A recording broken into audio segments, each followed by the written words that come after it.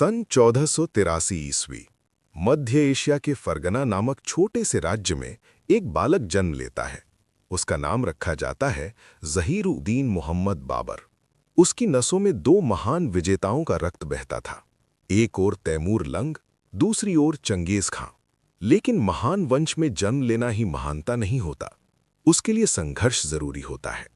13 साल का राजा बाबर की उम्र सिर्फ 13 वर्ष थी जब उसके पिता की मृत्यु हो गई और वो फरगना का शासक बना।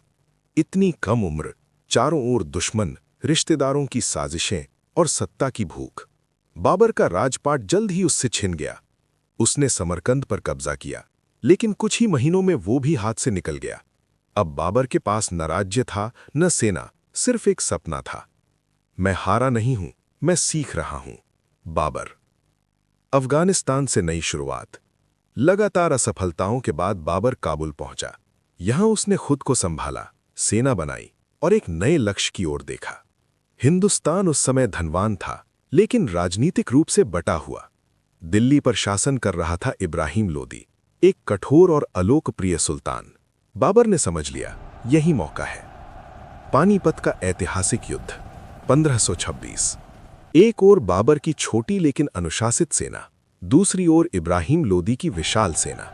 लेकिन बाबर के पास एक नया हथियार था, तोपें और बारूद, जो भारत में पहली बार बड़े पैमाने पर इस्तेमाल हो रहे थे।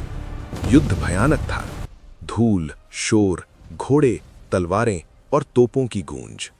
आखिरकार इब्राहिम लोदी मारा गया, दिल्ली की सल्तनत गिर गई, मुगल साम्राज्य की नींव रखी गई। राजा नहीं, लेखक भी। बाबर सिर्फ योद्धा नहीं था, वो एक संवेदनशील इंसान और लेखक भी था। उसकी आत्मकथा बाबरनामा इतिहास की सबसे ईमानदार किताबों में गिनी जाती है। वो लिखता है अपनी हार के बारे में, अपने डर के बारे में, प्रकृति, फूलों, बाघों और संगीत के बारे में। उसे हिंदुस्तान की गर्मी पसंद नहीं थी, लेकिन यहाँ के फलों, लोगों और संस्कृति ने उसे आकर्षित किया। एक पिता का बलिदान।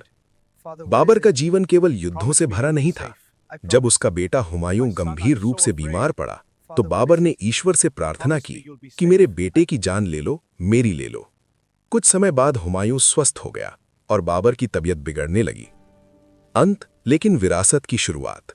सन 1530 बाबर की मृत्यु हो गई, लेकिन वो जो छोड़ गया वो केवल एक साम्राज्य नहीं था, वो एक इतिहास की धारा थी।